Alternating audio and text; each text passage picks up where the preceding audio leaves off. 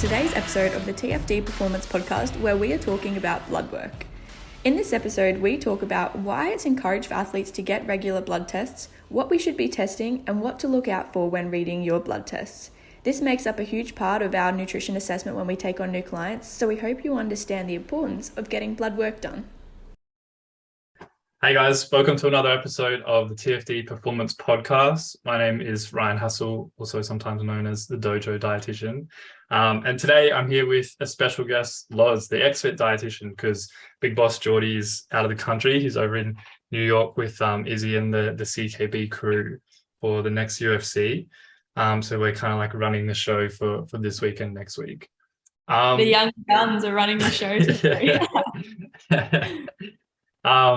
So on this podcast episode today, we're going to talk about something that we get heaps of questions about, especially from new clients when they're signing up, because it's part of our application process for coming on board as a client, and that is blood work.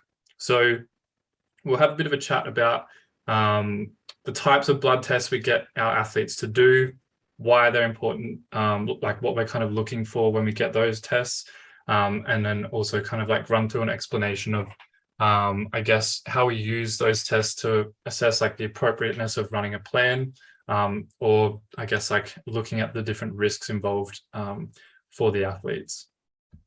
Yeah, for sure. It sounds good. I think, like you said, we do get a lot of questions about it, and I understand it can be really time consuming, on a new client's behalf, having to go to the doctors, get a blood test. But regardless, if you're wanting to work with us or anyone else, getting a blood test is something that, I would encourage everyone to do, whether you're an athlete or not, because you can't look at someone and say, oh, they've got high cholesterol or they're iron deficient. We have no idea of, we have no way of determining those things unless we get a blood test done and we look at the results.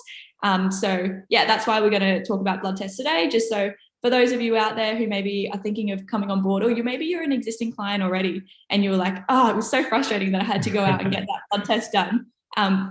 Today's episode, we're just going to, kind of break down why it's so important. And again, as dietitians, we are trained in medical nutrition therapy. And even, outside of the sports world, when you are in a hospital and you're doing clinical dietetics, you can never assess a patient without looking at their blood tests. It's a really important part of a health assessment.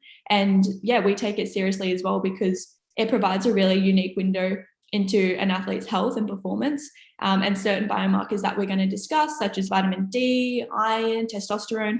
All of those types of things can directly impact athletic performance. So for us working in the sporting world, and I'm sure most people that are listening to this podcast, also athletes or really sporty, blood obviously results can impact, yes, total health, but also athletic performance. And that's what we're going to be talking about today. Yeah. I think that's a really good point, Loz, because I think when a lot of people think of blood tests, they're thinking of getting their, like their blood lipids looked at, like their cholesterol. They think like, I'm not overweight, so like, why would I need to look at my bloods? But bloods are such an important, I guess, like way to kind of look at what's going on behind the scenes, what's going on inside the body that maybe isn't showing up. Like you might have some symptoms, but as we'll kind of get to along the way, is like a lot of these symptoms can be caused by like anything. So by getting a blood test, it can be a really good way to really early on, like separate things out, identify where this is coming from. So we're not trying to just like stab in the dark at different things, like different treatment options or different solutions. We can kind of get a picture of what's going on. So that's the idea of getting these blood tests, not necessarily just to diagnose whether you're going to have a heart attack in like 40 years, whatever. It can tell us what's going on right now and what kind of things we can start to do in order to improve performance, improve energy levels, improve training. We can get a lot of information from a simple blood test. So let's kind of go through, I guess, maybe the main reasons why we like to look at the bloods for our clients, and I guess in particular, like what we're actually looking for here. So to start off with, we usually get like a comprehensive blood panel looking at things like full blood count, looking at iron levels, looking at things like vitamin D, testosterone, and some other hormones like thyroid hormones and stuff as well.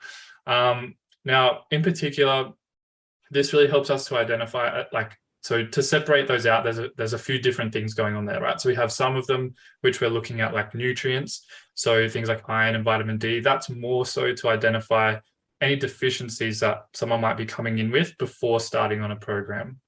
Now, some of the other markers that we look at, things like testosterone, thyroid hormone, those are molecules that are produced in the body, they're in us already.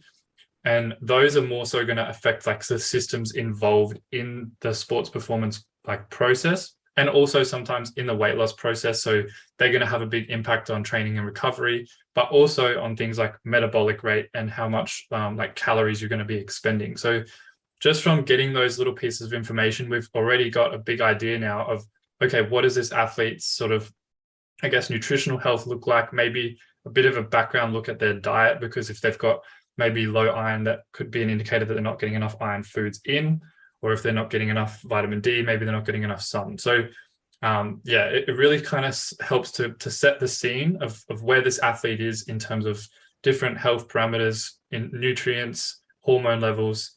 And from that information, we can start to make these decisions about, okay, is it appropriate now for this person to start dieting if they're already low in like these, like, and by dieting, I mean like reducing calories for the purpose of like weight loss in this case. So maybe for like a combat athlete. So like, is that appropriate for someone who's already depleted in certain nutrients? Is there certain things that we can do to their diet even while they're decreasing calories to kind of pick up those nutrients? And then are they going to be at risk of developing any sort of conditions, things that you probably talked about a lot, Loz, things like low energy availability and that kind of thing, which we really want to try and avoid. So that's kind of in a nutshell what we're looking for with the blood tests, like why we do them. So let's kind of break down now and go into the particular things that we look at. Do you want to start us off with some of those, Loz? Yeah, for sure. No, good overview. And I think, yeah, as you mentioned, one of the most important things here with blood tests is ruling out, okay, is this a nutrition related issue or is there something else going on here? Because nutrition is, one of the best ways to prevent conditions such as cardiovascular disease or to try and mitigate an iron deficiency, but it's not always the number one root cause of that issue. So yeah, I think that was a really good overview. And yeah, let's start talking about what we look for. So one of the biggest things we do look for is obviously nutrient deficiencies. So common ones with athletes in particular are iron deficiency and vitamin D. So with iron deficiency, of course, it can occur in both males and females, but as we're all aware, it is a lot more common in females because of menstruation, which is the biggest one here because we're losing blood every month. We don't get to hold on to it, unfortunately, like the males do. So that's obviously an increased risk factor for full iron deficiency. However, if it is diet related, there's a lot of veganism out there, people that don't eat red meat, maybe for religious reasons, or just their personal preference. So an absence of red meat in the diet can contribute to low iron. It's not always a cause because there are plenty of plant-based sources of iron out there. However, again, it's just a risk factor.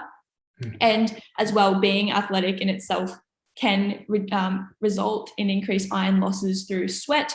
We don't lose a lot of iron through sweat. However, it does still come out in small amounts in perspiration. And as well as, we've probably mentioned it before, but it's called foot strike hemolysis. And it's ultimately when you're doing an exercise where you're constantly kind of pounding the pavement, so to speak, or really hard movements, you're actually losing iron through what's called blood hemolysis. So kind of the disruption of blood cells. So one thing we want to look for is iron deficiency because, as Dojo just mentioned, is the fatigue related to, I don't know, you're just not sleeping enough or you're not eating enough?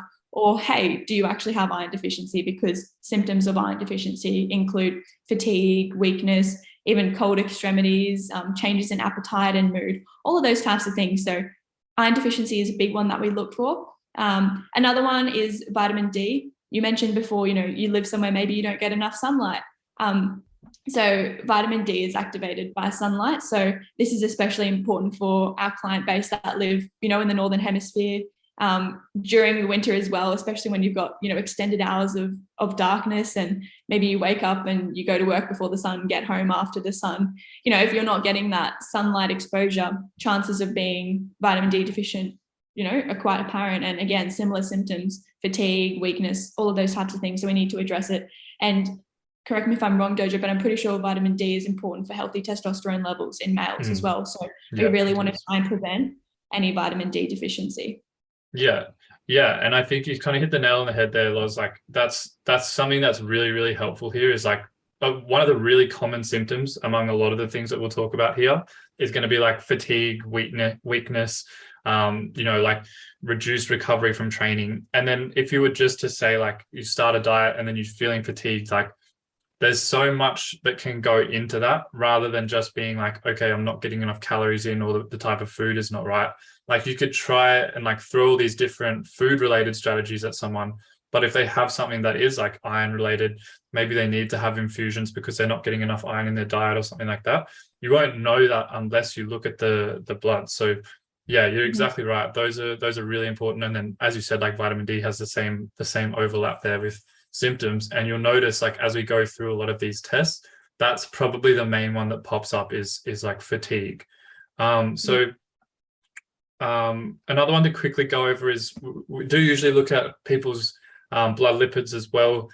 With athletes, this generally isn't too much of an issue because they're exercising, they're usually eating well, and because of that, like our looking at blood lipids, so that's like your fat and cholesterol levels in your blood. These are normally related to like lifestyle issues. Obviously, there's like fringe cases where maybe genetics might impact on it here as well.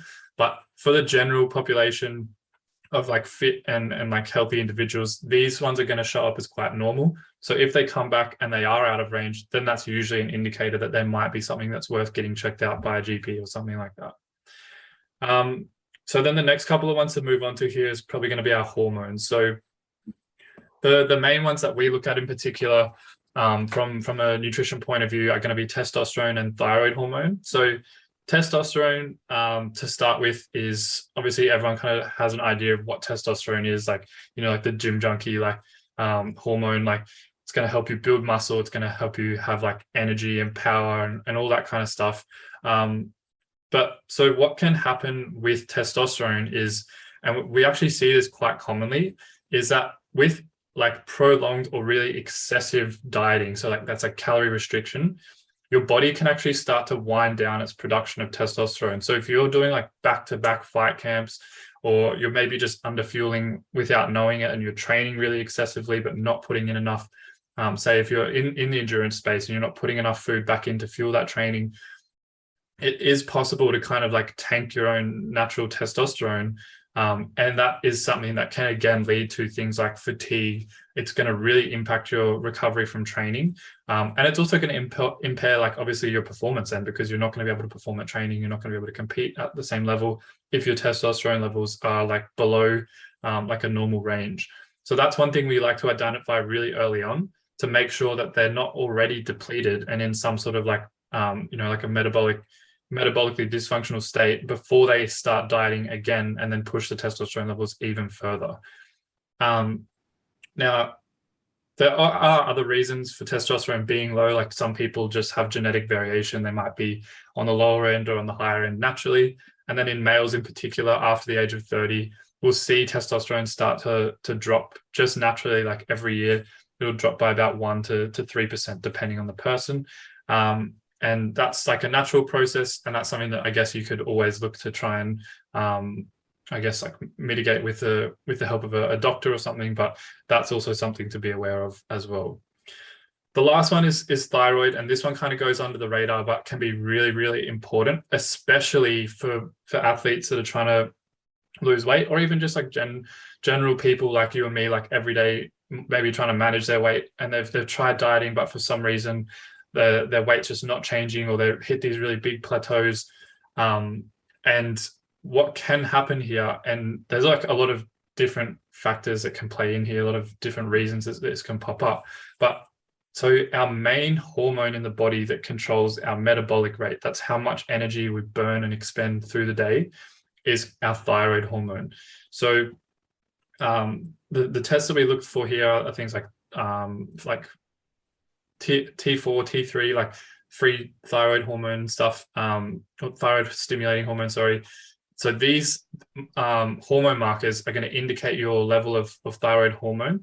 And if these are low, which is what we would call like hypothyroidism, we can notice really big decreases in someone's metabolic rate, where like if you put them on a certain amount of calories that would normally make them lose heaps of weight, their body weight will just literally like just normalize, like it won't go down. And it can be really, really important to address this. There's different ways you can do that through, especially through a GP. There's different like medical ways that they can intervene with this, depending on like the cause of the hypothyroidism. Sometimes people just have, genetic conditions or autoimmune conditions where maybe the thyroid isn't functioning as well. And so it's really important to kind of get on top of the medical treatment of that as well before trying to use like a dietary intervention, because you might just feel like you're spinning the wheels otherwise and not really getting anywhere. So that's kind of the main ones there. We also do look at kidney function tests, obviously, and we talk about this a lot especially in the combat sport scene or any type of sport that involves weight cutting.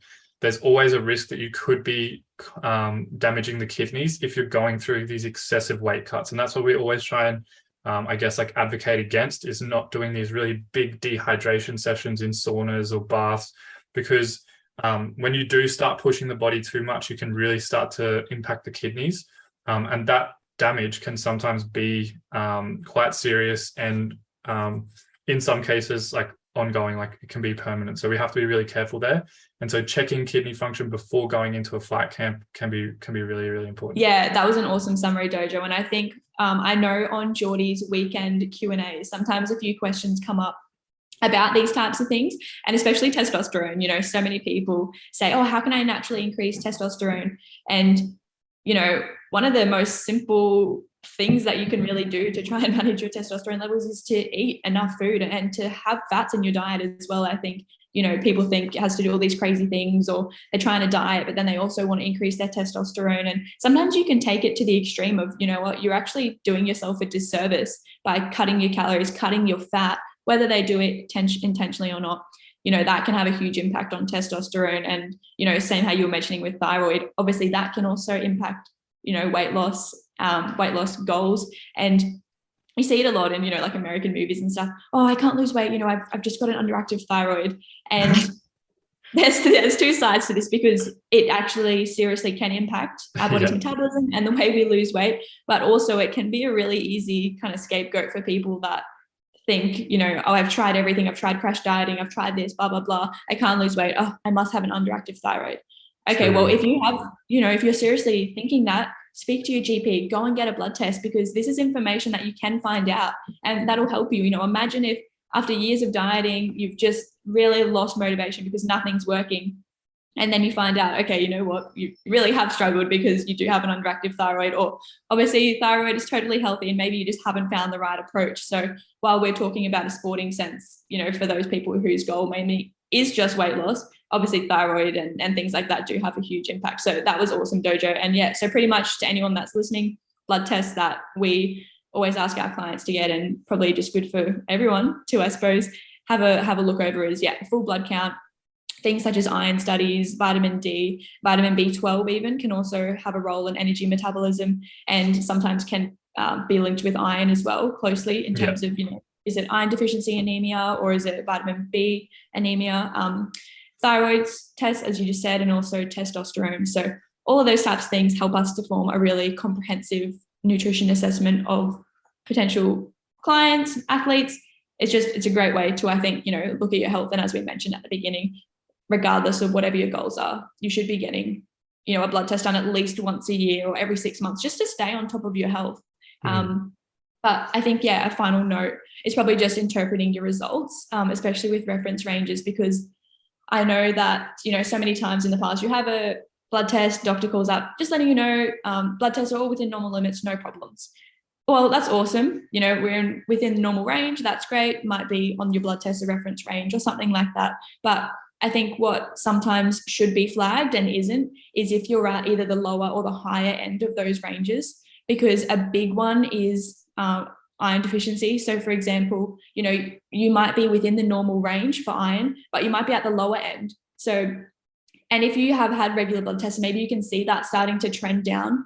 Okay, yeah, the doctor thinks you're within normal limits, it's totally fine, but clearly something's going on there, whether it's nutrition related or not, that your iron stores over time are decreasing. And maybe next time you get a blood test, your iron's going to be below the reference range, which then can be quite hard to actually naturally replenish iron stores. So it's really important when you're assessing your blood tests, whether it's with your doctor or, with a dietitian or another health professional, that you still acknowledge whereabouts within that reference range you are sitting, because again, then it's the same with cholesterol. You might be within the normal range, but if you're starting to tip towards the top there, just for general health purposes and to prevent long-term implications such as cardiovascular disease, that's something that you can get on top of early. So I think, nutrition, obviously, as we've mentioned, isn't a cure for everything, but a healthy diet, along with other lifestyle factors such as exercise, sleep, smoking, alcohol intake, all of those types of things are the best ways to prevent nutrient-related conditions such as iron deficiency,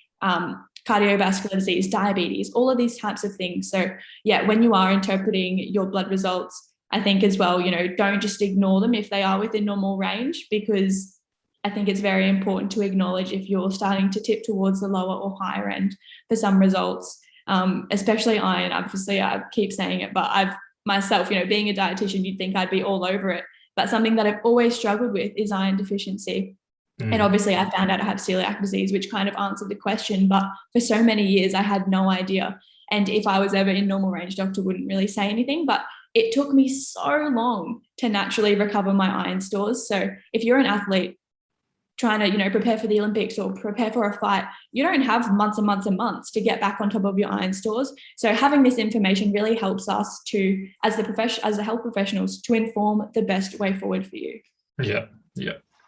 Yeah, that was a really good summary, Loz. And I think that's probably something that we kind of didn't touch on too much during, but like it's important to highlight is like you can use a lot of these, especially if you've had multiple tests done, you can kind of look at trends here as well. So like for you, for example, you noticed your iron was low and then it got lower and you were like eating heaps of iron, you tried all these things. Then eventually it led to the diagnosis of that celiac. So like there's a lot that you can get from bloods here.